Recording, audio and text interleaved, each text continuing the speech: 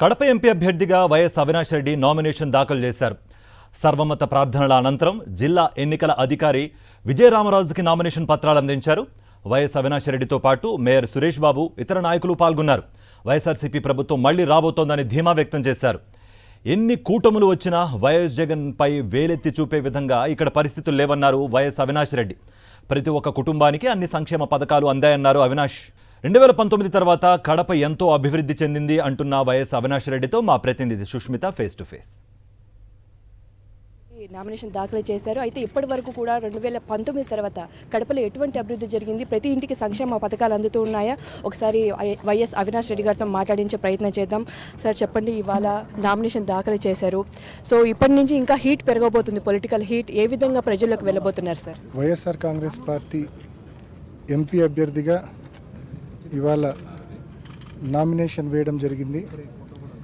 ఈ సందర్భంగా దేవుడి ఆశీస్సులు పెద్ద ఎత్తున ఉండాలని చెప్పి కోరుకుంటున్నా.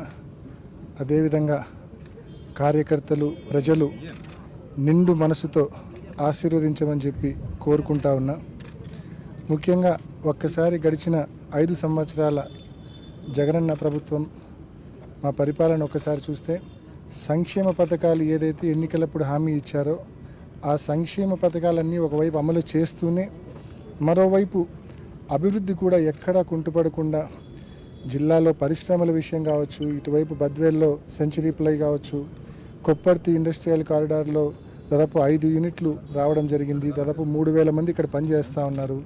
జగన్మోహన్ రెడ్డి గారి డ్రీమ్ ఇక్కడ 1,00,000 మంది పనిచేసే విధంగా తీసుకెళ్లాలని చెప్పి కొప్పర్తి కారిడార్ను, ఆదిత్య బిర్లా, అపాచీ వంటి యూనిట్స్ అయితేనేమి, మెడికల్ కాలేజ్ అయితేనేమి, కడపలో ముఖ్యంగా కడప నగర అభివృద్ధి విషయంలో అయితేనేమి, రోడ్ వైడనింగ్స్, డ్రైన్స్, మరి రిమ్స్లో ఇప్పుడు super speciality hospital, psychiatric unit, I institutes, cancer institute, ఇట్లా ఈ రకంగా పరిశ్రమల పరంగా కావచ్చు, సాగునీటి పరంగా కావచ్చు, అదేవిధంగా అన్ని రకాలుగా కూడా జిల్లాను మరి సంక్షేమ పథకాలు ఎంత టెన్షన్గా సంక్షేమ పథకాలు ప్రజలకు అందించారో అంతే బాగా అభివృద్ధి కూడా మరి కోవిడ్తో ఇబ్బంది పడినప్పటికీ కూడా అభివృద్ధి చేసి చూపించారు లాస్ట్ 3 ఇయర్స్. సార్ ఇప్పుడు జగన్మోహన్ రెడ్డి గారు కూడా ఆయన చేసిన పనులు చెప్తున్నారు, ఆయన చేయనివి కూడా చాలా చేశారు, చెప్పనివి కూడా చాలా చేశారు.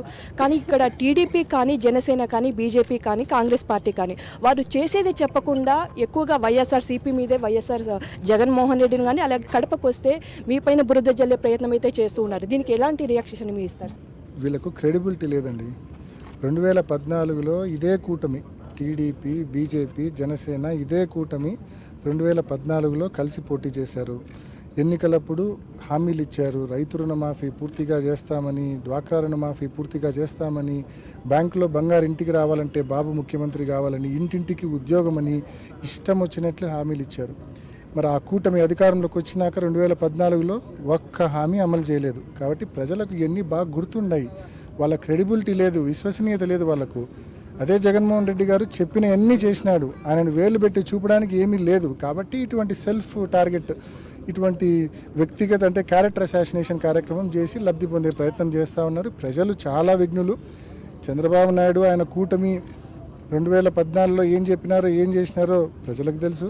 జగన్మోహన్ రెడ్డి గారు చెప్పి ఎలా అమలు చేశారో కూడా ప్రజలు చూశారు. కాబట్టి ప్రజలు చాలా విఘ్నులు.